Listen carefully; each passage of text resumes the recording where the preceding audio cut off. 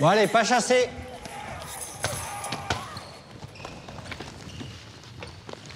Tu regardes quoi, là? C'est une série, ça, mon frère. Oh là là, c'est gore. Moins de 16 ans, quand même. Tu sais, moi, j'ai beau savoir que c'est des effets spéciaux, ça me fait bien flipper. Ah bon? Ah ouais. Pas toi? Ouais, c'est chaud. Les images violentes, on doit les éviter, sinon il faut en parler. Vas-y, raconte. Face aux écrans, soyons vigilants. Retrouvez-nous sur jeunepublic.csa.fr.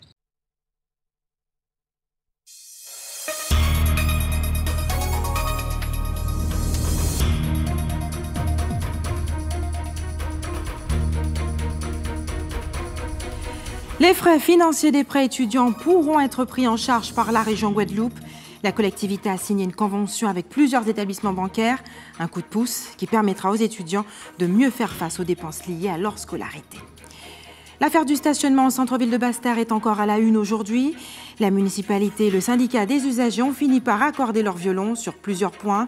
Le conflit pourrait prendre fin très bientôt. Et le village de l'économie sociale et solidaire a battu son plein tout au long de cette journée au parc d'activités Antillopole aux Abîmes. Le grand public a ainsi pu découvrir les métiers ainsi que les valeurs liées à ce modèle économique essentiel pour notre archipel.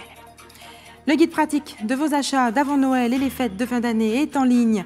Il a été publié par la Direction de la concurrence et de la consommation. Son but, acheter en toute tranquillité.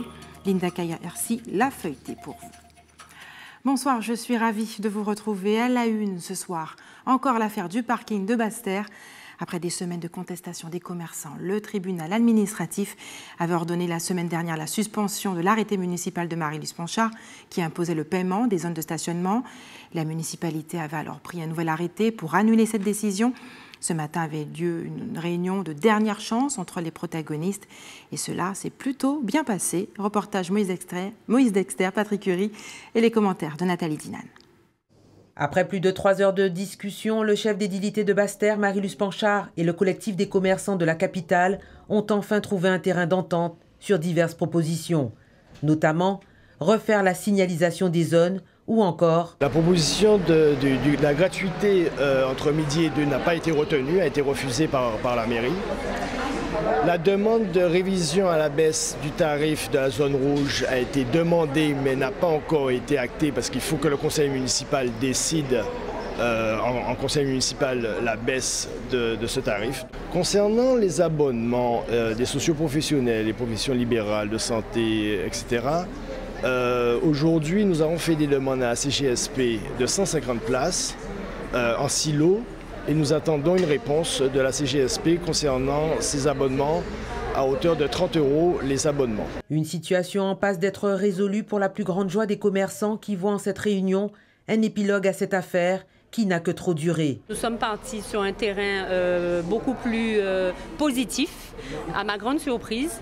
Je remercie d'ailleurs la volonté du maire de pouvoir trouver des solutions communes dans l'intérêt général, dans l'intérêt également de nos commerces, dans l'intérêt de la population, des usagers. Et je pense, en sortant aujourd'hui de cette réunion, nous n'avons pas réglé tous les problèmes. Nous avons fait des propositions des deux côtés.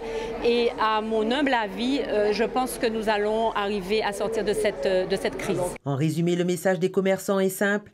Il faut revenir à Basse-Terre. Les tarifs des places de parking sont revus à la baisse et les parkings silos pourront être utilisés par les consommateurs. Et nous avons souhaité savoir ce qu'en pensent les Basse-Terriens. La municipalité doit-elle baisser les prix de stationnement en centre-ville? Patrick Curie et Moïse Dexter leur ont posé la question. On les écoute. Moi, je trouve qu'il faut payer. Mais pour quand même une demi-heure, je crois, c'est 50 centimes, je trouve que c'est trop. Parce qu'une heure, je crois, c'est 1,50 €, je trouve que c'est trop cher. Avant, c'était pas payant, mais c'est pas tout le monde qui peut payer une place de parking. Il faut déjà donner de l'argent. Et ceux qui travaillent toute la journée, comment ils font? Ils vont payer combien par mois? C'est beaucoup trop cher. Il faut dire que tout le monde n'a pas les moyens. Et qu'avoir un parking payant sur presque toute la ville, c'est presque une mission impossible. Ce que je peux vous dire, c'est qu'il y a des endroits où il serait nécessaire de baisser, voire même de supprimer certains parkings payants. Il n'y a pas de place à Basse-Terre, alors donc il devrait baisser les prix et puis en plus trouver un moyen plus facile pour que les gens puissent pour se garer. Tout est difficile, c'est sûr, mais c'est d'une logique de faire payer le parc-mètre, le parking. C'est tout à fait normal. À Pointe-à-Pitre, bon, ça fait 1 euro et bon, c'est parce que bon, c'est trop cher à Basse-Terre. Moi, je dis que c'est trop cher. J'aurais souhaité quand même que l'on puisse tenir compte que tout le monde n'a pas les moyens. Franchement, pour 1 heure de temps, 2,50 €, excusez-moi, hein. Je sais pas acheter combien de pain avec 2,50 €. Je pense qu'il faut baisser, mais il faut payer quand même, hein, parce qu'il y a des choses à faire, il y a des travaux à faire, il y a beaucoup de choses à faire, alors il faut payer quand même. Hein. Mais à un prix raisonnable quand même. Tout a été calculé, donc s'ils demandent ce tarif, je pense qu'ils savent ce qu'ils font. C'est un petit peu trop cher. Je trouve que c'est un petit peu trop cher pour les jeunes Basse-Terre. Mais je pense qu'il faut quand même, on doit payer, il faut payer, mais il faut baisser sous le prix. Voici une nouvelle qui devrait ravir tous les étudiants ayant leur compte courant à la BRED ou au Crédit Mutuel. La région Guadeloupe a signé ce matin une convention en leur faveur avec ses établissements bancaires. Les détails avec Karen Diamin. Après 20 ans d'existence, le dispositif Prêt à taux zéro de la région dédié aux étudiants fait peau neuve et accueille de nouvelles banques. Le Crédit Mutuel, en tant que banque de proximité, a un intérêt tout particulier à accompagner les jeunes Guadeloupéens dans le prolongement de leurs études, dans la réussite de leur cursus. Donc il était très important pour nous de participer à ce dispositif qui existe déjà et qui a été créé par la région. Et nous félicitons effectivement la région Guadeloupe pour cette initiative. Et nous souhaitons nous continuer à accompagner ces jeunes-là pour réussir leurs études, à la fois ici en Guadeloupe et également en métropole. On sait des années d'études peuvent coûter excessivement cher aux parents. En aidant, en tout cas en intégrant ce dispositif, nous allons là encore élargir au niveau auprès de nos jeunes, accompagner encore un peu plus de jeunes, puisqu'on sait que avec une garantie, une signature comme celle de la région Guadeloupe, ça lève des freins et donc ça permet d'accompagner encore davantage et de financer nos jeunes pour préparer leur avenir. Depuis sa création en 1996, le dispositif Prêt à taux zéro a permis à plus de 800 étudiants de partir étudier en toute quiétude. Souvent, nous entendons certaines banques nous dire à nos jeunes que le chèque est en place. Et pourtant, nous sommes des Français. Quand vous avez le chèque d'une banque, je ne citerai pas les banques pour ne pas mettre en difficulté, mais quand vous voyez des banques qui ont des antennes, des agences en Guadeloupe et en métropole, et qu'on dise à Bordeaux ou dans une autre ville que les chèques sont en place parce que c'est le chèque d'un parent, le jeune ne travaille pas, il va faire des études, il prend un logement, il doit avoir les cautions et on refuse le chèque, donc ça c'est difficile. Donc aujourd'hui, ce dispositif va permettre d'arrêter cela. Le jeune aura la possibilité de faire son prêt, d'avoir un compte, de donner son propre chèque, mais il faut quand même régler ce problème-là. Nous avons de plus en plus de jeunes qui partent faire des études, qui ont des difficultés, qu'il y a d'autres qui ne peuvent pas bénéficier des aides qui existent aujourd'hui au niveau de la région. Donc c'est encore une manière pour pouvoir les accompagner, les aider à poursuivre leurs études et accompagner notre jeunesse. Chaque année, ce dispositif représente un budget d'environ 400 000 € pour la région Guadeloupe, de quoi placer la jeunesse au cœur des priorités régionales. Autre acteur qui participe largement à favoriser la réussite des étudiants, l'Agence de l'Outre-mer pour la mobilité, l'ADOM. Elle deviendra à compter du 1er janvier prochain un établissement public administratif. La nouvelle agence a d'ailleurs été inaugurée ce matin au parc d'activités de la Jaya-Bemao. Un nouveau statut pour un nouveau départ. Un reportage signé Linda Kayarsi, Isabelle Amo. Des nouveaux locaux et la même mission pour l'ADOM, l'Agence de l'Outre-mer pour la mobilité, la formation et l'insertion professionnelle, au travers de parcours en mobilité. Ce déménagement s'inscrit de la perspective d'amélioration des conditions de travail des agents. Et un deuxième point important, c'est la question de l'amélioration de l'accueil de nos publics, qu'il s'agisse de demandeurs d'emploi, qu'il s'agisse d'étudiants ou des personnes souhaitant aller en métropole dans le cadre de la continuité territoriale qui vise à lutter contre les effets négatifs concernant l'insularité et la double insularité. La stratégie de l'ADOM, toutes ces années élaborer des offres de parcours qui répondent aux besoins actuels, de la prise en charge du candidat au-delà de la continuité territoriale. Je vais vous donner des chiffres consolidés de l'année 2015 pour ce qui concerne la formation professionnelle. Autrement dit, la prise en charge des demandeurs d'emploi, bon an mal an, c'est entre 4 000 et 5 000 jeunes qui en bénéficient. Pour ce qui concerne le passeport mobilité études, l'année dernière, en 2015, 19 750 billets ont été délivrés. Vous voyez, et pour l'aide à la continuité territoriale aussi, ce sont des sommes importantes qui y sont consacrées. Les perspectives d'avenir de la DOM sont simples, poursuivre sur sa lancée avec un nouveau partenaire, l'État, en la personne du préfet, qui devient un délégué territorial de la DOM. Objectif, consolider l'insertion et la mobilité des ultramarins. La recherche est encouragée. La Fondation Claude Emmanuel et l'Université des Antilles ont signé aujourd'hui 2 conventions pour promouvoir l'éducation et la science. La fondation d'entreprise Claude Emmanuel Blandin a attribué une bourse de 36 000 € sur 3 ans au doctorant Emmanuel Biabiani pour la réalisation d'une thèse intitulée « Les conséquences du changement climatique aux Antilles ». Cette fondation a également financé le prix de thèse Prix Fondation Claude Emmanuel Blandin de 3 000 € qui sera décerné en fin d'année universitaire 2016-2017 pour récompenser l'une des meilleures thèses scientifiques du CRU 2017.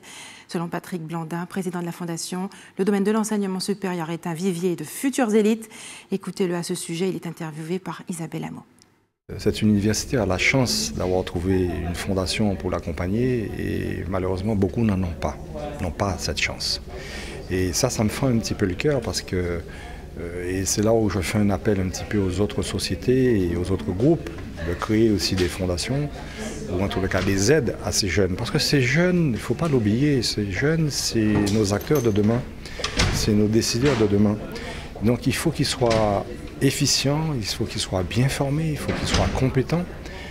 Les choses devenant de plus en plus difficiles, on a besoin de plus en plus de compétences et c'est eux demain qui vont décider et qui vont permettre d'avoir des orientations qui soient positives ou négatives. En tout état de cause, on a un devoir et on a une responsabilité à ça. C'est une chance pour moi de recevoir ce financement puisque ça va me permettre d'acheter des équipements parce que pour l'instant je travaille avec mon ordinateur personnel. C'est correct mais je peux faire mieux, donc ça va me permettre d'avoir une station de travail, d'acquérir du matériel de mesure pour avoir ma propre base de données et également participer aux conférences internationales pour rencontrer les professionnels du domaine. Parlons maintenant de cette découverte qui pourra améliorer la prise en charge des patients atteints de troubles psychiatriques, les outils connectés. Leur utilisation est discutée en ce moment même en Martinique à l'occasion de la 2e édition des Journées du Congrès français de psychiatrie qui se tient à l'hôtel Batelière. Reportage Loïc Régis et Johan Boulard. Donc du coup le corollaire de la Smart City, c'est le Smart Citoyen, le Smart Citizen. Faire du malade un citoyen connecté. À partir d'outils informatiques, smartphones, tablettes ou applications, ces professionnels de la santé mentale présentent un nouveau mode de prise en charge, un concept innovant qui en est encore à ses débuts. On y va de façon très progressive. Je pense que notamment parmi les premières situations qui risquent et qui vont voir venir dans un avenir relativement proche des solutions, et bien, il y a tout le contexte des crises suicidaires, des gens qui vont être tentés du suicide vont faire probablement partie des premières situations cliniques qui vont pouvoir bénéficier de l'avancée de ces technologies. Un dispositif qui n'est pas adapté à toutes les pathologies. Au quotidien, certains malades ont encore besoin d'écoute et d'échange, un contact palpable. Il ne faut pas oublier aussi que nous avons aussi accompagné des êtres humains. Donc la santé mentale et une équipe autour des malades qui sont concernés est indispensable. Et moi, à mon avis, on ne pourra pas faire sans. La e-santé, c'est vrai que c'est beaucoup axé pour le moment sur l'aspect physique. Évidemment, je pense que d'ici quelques temps, il y aura d'autres applications un petit peu plus sur des aspects psychologiques, voire psychiatriques. Bon, c'est un champ qui est ouvert. Une conférence qui s'inscrit dans le cadre des Journées françaises de la psychiatrie. La Martinique, qui accueille ce congrès, n'est pas en reste. Ici aussi, la e-santé évolue. On n'est pas en retard, on est en marche. Et c'est vraiment cette marche-là qu'il faut engager ensemble. Ce sont des outils qui ne sont pas répandus aujourd'hui. C'est vraiment quelques sites pilotes qui développent ces éléments de recherche. Et je suis très heureux qu'en Martinique, on puisse inviter ces personnes qui sont des pionniers, qu'on apporte nous aussi notre contribution. Et ça a été dit combien, avec le développement notamment de ce S-Crise, on apporte notre capacité à innover en Martinique. Et on est fiers de le faire. Au moment où certains dénoncent les dérives des nouvelles technologies, d'autres, au contraire, souhaitent en faire un atout. faire en sorte que santé mentale et électronique soient désormais connectées.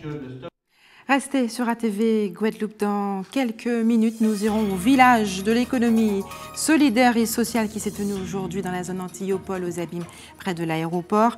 Et puis vous découvrirez quelques conseils pour bien choisir vos cadeaux de Noël, ainsi que vos produits alimentaires pour les fêtes de fin d'année grâce au guide publié par la Diète. En Guyane a débuté ce soir la 10e réunion de la commission mixte de coopération entre la France et le Brésil.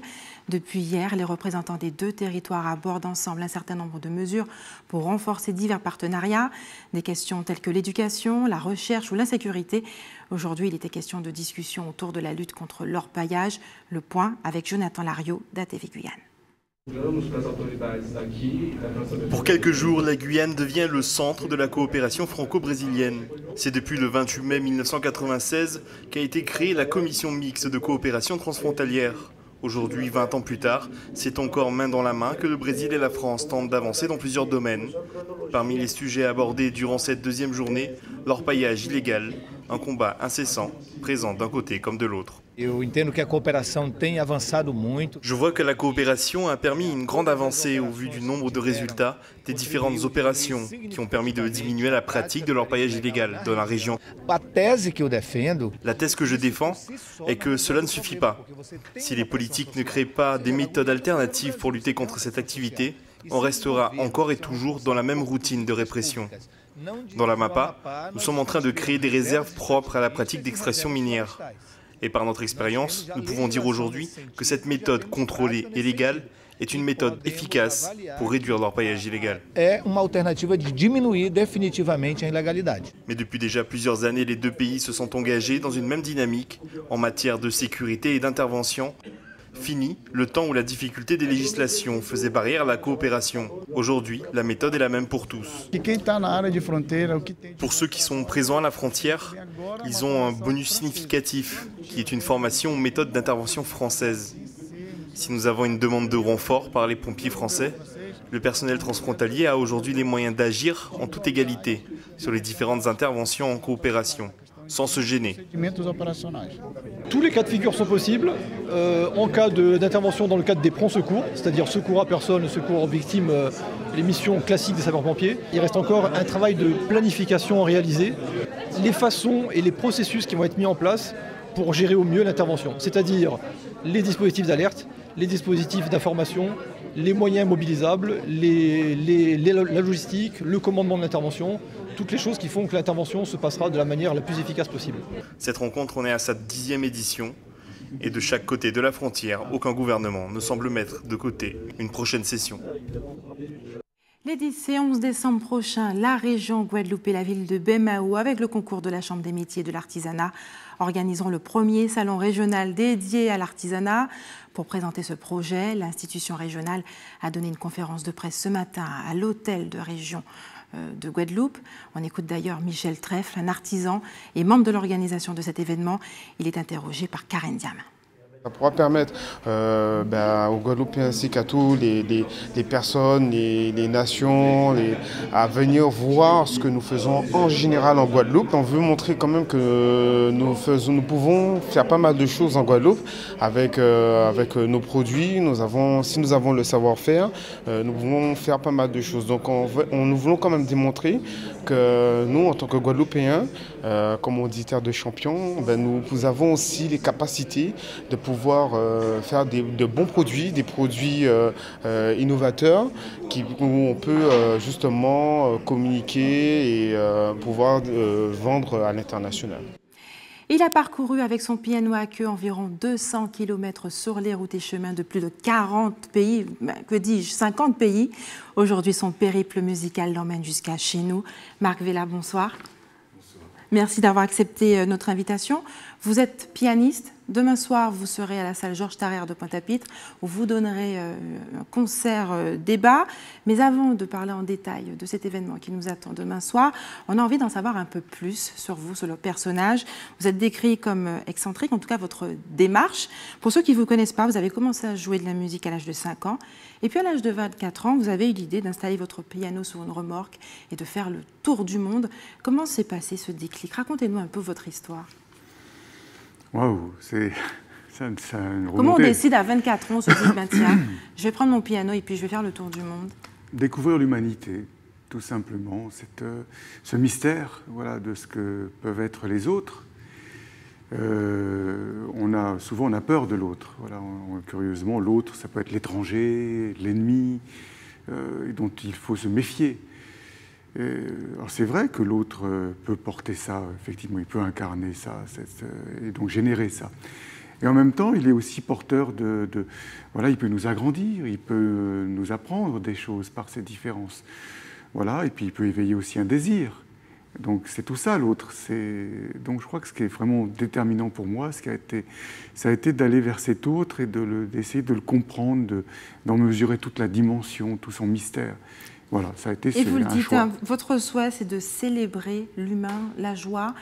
Qu'est-ce que cela signifie que de célébrer l'humain, mais surtout à travers la musique, tiens donc, parce que c'est votre instrument? Célébrer l'humain, parce que tout simplement, je crois qu'il faut prendre conscience de ce qu'est la valeur d'une personne. La vie, c'est pas long. La vie, ça dure, c'est combien le temps de la vie d'une personne? 100 ans, tout au plus, allez, admettons 100 ans. On croit que c'est beaucoup, mais c'est pas long, 100 ans. La vie d'un être humain, c'est comme ça. Donc une personne, dans l'histoire de l'univers, ne se répétera pas. Ce que tu es toi, c'est une fois, dans toutes les étoiles, dans toutes les galaxies. Il y a une fois cette personne. Et donc pour moi, ça me semble très important d'en avoir conscience, de mesurer que l'être qui est en face, si c'est une fois, ça veut dire qu'il est rare. Ça veut dire donc qu'une personne, elle est précieuse par nature, par essence. C'est quelque chose, ça, qu'on a oublié. C'est vraiment, on vit dans un monde aujourd'hui où tout se marchande, tout a une valeur, même une personne, ça a une valeur. Ça a toujours eu une valeur, on a vendu des gens. Et pour pas grand-chose, on tue les gens parfois pour des intérêts. Et c'est ça qui est dramatique. Donc si je suis votre raisonnement, l'événement de demain sera exceptionnel puisqu'il sera unique à la salle Georges Tarrer demain soir à Pointe-à-Pitre. Un concert, conférence, à quoi doit s'attendre le public? Racontez-nous un petit peu, il y aura quoi demain? À quoi doit s'attendre le public? Je ne sais même pas ce qui va se passer moi-même. Donc chaque soirée, effectivement, est un rendez-vous. Je ne vais certainement pas faire un concert où je vais vous jouer des œuvres... Oui, Éloge de la fausse note, oui. Parce que vous êtes également écrivain. Oui, ce livre a eu beaucoup de succès. C'est Pierre Richard, l'acteur, qui a fait la préface. Le roi de la fausse note, de la maladresse. Voilà, la fausse note en musique, c'est quelque chose dans la vie, c'est comme s'il ne faudrait pas faire de fausse note, il ne faudrait pas faire d'erreur. On est là dans un monde où il faut que tout soit parfait, sous contrôle. Qu'est-ce que vous avez envie d'offrir au public guadeloupéen demain soir? Des fausses notes. De leur dire que c'est inévitable. C'est très infantile d'imaginer une vie sans fausse note. Puis quand ça arrive, du coup, on est démunis. C'est un drame. Ça crée, voilà, on devient très malheureux, on souffre, ça crée des souffrances. Tout ça parce qu'on n'a pas les outils pour vivre, pour accueillir les fausses notes. Les fausses notes, c'est inévitable. Ça s'appelle la maladie, ça s'appelle un accident, ça s'appelle les coups durs, ça s'appelle la mort, tout simplement. Les fausses notes. Et elles sont dans la musique. Tu vois, si on prend une partition de Mozart, à la première fausse note, imaginons, Mozart, il y a une dissonance qui arrive dans sa symphonie, et là, il est désespéré. Donc il arrête sa musique, il met une double barre de mesure, et il met en dessous « pleurer, se morfondre ». Ça n'a pas de sens. Qu'est-ce que va faire Mozart? Eh bien Mozart, il va accueillir la fausse note, et il va en faire quelque chose. Il va la rendre belle. Et là, on se rend compte que beaucoup de gens se posent parfois dans la vie cette question, c'est quel est le sens de la vie? Pour moi, je crois, le sens de la vie, c'est de rendre belles les fausses notes. Merci Marc Vella d'avoir accepté de répondre à nos questions ce soir. Et le monde est en train de changer. Aujourd'hui, un village de l'économie sociale et solidaire a été organisé dans la zone du parc Antillopole, près de l'aéroport Zabim. L'objectif de cette manifestation était initié par la Chambre régionale de l'économie solidaire, était justement d'informer le grand public sur ce modèle économique ainsi que ses valeurs. Isabelle Hameau était sur place. On regarde ensemble. 13 stands, des vitrines interactives mettant en avant le concept d'économie sociale et solidaire. Celui-ci désigne un ensemble d'entreprises qui fonctionnent sur un principe de solidarité et d'utilité sociale, un domaine pourvoyeur d'emplois. Dans le domaine associatif, la preuve n'est plus à faire. Le nombre d'associations existantes en Guadeloupe en est la preuve. Seulement, nous rendons compte que les gens, le plus souvent, ignorent qu'ils œuvrent dans l'ESS, dans l'économie sociale et solidaire. Donc, des emplois, des possibilités d'emploi, il y en a au niveau du service à la personne. Par exemple, vous avez eu des mutuelles qui étaient présentes donc dans le monde de la mutualité. Tous les acteurs présents ont pu faire la preuve que dans leur domaine, il y avait possibilité de création d'emplois. Ce village aura permis au public de s'informer plus amplement sur ce secteur très vaste, mais encore méconnu. Parce qu'on est nombreux à être dans l'économie sociale et solidaire, on peut compter environ plus d'1 millier d'emplois relevant de l'ESS en Guadeloupe. Ça veut dire que ça existe, mais ça mérite d'être connu. On était ouvert à tout le public, un large public, les chômeurs, les professionnels aussi, les jeunes. Une deuxième édition qui aura tenu ses promesses en termes d'information. À l'échelle nationale, le concept compte 35% des employés appartenant au secteur social. Et le guide pratique de vos achats d'avant Noël et les fêtes de fin d'année est en ligne. Il a été publié par la direction de la concurrence et de la consommation. Son but, acheter en toute tranquillité. Linda Kayarsi l'a feuilleté pour vous. On regarde. Un site, et voilà de précieux conseils pour faire des achats de fin d'année en toute sécurité. Dans cette brochure en ligne, mise à disposition par le pôle concurrence, consommation, répression des fraudes et métrologie de la DIECT, des informations pratiques sur les produits les plus achetés et consommés durant les fêtes. Tout d'abord, les décorations de fête. Un exemple, le sapin de Noël. Si votre sapin est artificiel, vérifiez bien que les extrémités des branches de celui-ci comportent des bouts solidement fixés ou sont repliés afin d'éviter les risques de brûlure. Souvent réalisés en fil de fer, ces extrémités pourraient blesser vos enfants, notamment aux yeux. Concernant les produits alimentaires comme le caviar, le saumon ou encore le chocolat, il faut aussi être vigilant. À l'échelon national, la composition des produits de chocolat est définie par un décret transposant une directive communautaire. Les modifications intervenues en 2003 ont notamment autorisé l'addition de matières grasses végétales, autres que le beurre de cacao, à hauteur de 5% au maximum, sous réserve d'un étiquetage approprié. Pour les produits de chocolat, le principal critère de référence est la teneur minimale en cacao. Cette information doit figurer obligatoirement sur les étiquetages, à l'exception des bonbons en chocolat qui en sont exonérés par la directive. Les boissons de fête, comme les boissons énergisantes et notamment le champagne, il faut connaître le langage des étiquettes. Certaines indications sont précieuses. L'appellation champagne doit figurer en caractères très apparents sur l'étiquette et être répétée sur la partie du bouchon de liège figurant dans le col de la bouteille. La mention de la teneur en sucre, brut, demi-sec. N'achetez jamais un vin mousseux sans étiquetage qu'on vous présenterait comme champagne déclassé. Enfin, pour les jouets, grande vigilance et tout particulièrement à la sécurité. Risque d'étouffement, de pincement, d'intoxication ou de coupure. Dans tous les cas, les consommateurs doivent vérifier que le produit comporte un marquage CE indiquant qu'il est conforme aux règles de sécurité en vigueur et lire soigneusement les notices d'utilisation. Elles permettent de vérifier la classe d'âge à laquelle est destiné le jouet. À vos stylos maintenant, c'est place aux informations pratiques. Si vous avez des informations à nous communiquer, n'hésitez pas à nous contacter au 0590 60 11 2 fois, le numéro de la rédaction d'ATV Guadeloupe. Et puis nous envoyez aussi vos emails, vos informations et indiscrétions à rédaction@atv.gp. C'est la fin de notre édition locale et régionale. On se retrouve dans un court instant, juste avant de retrouver Eddy Planté pour Questions Directes.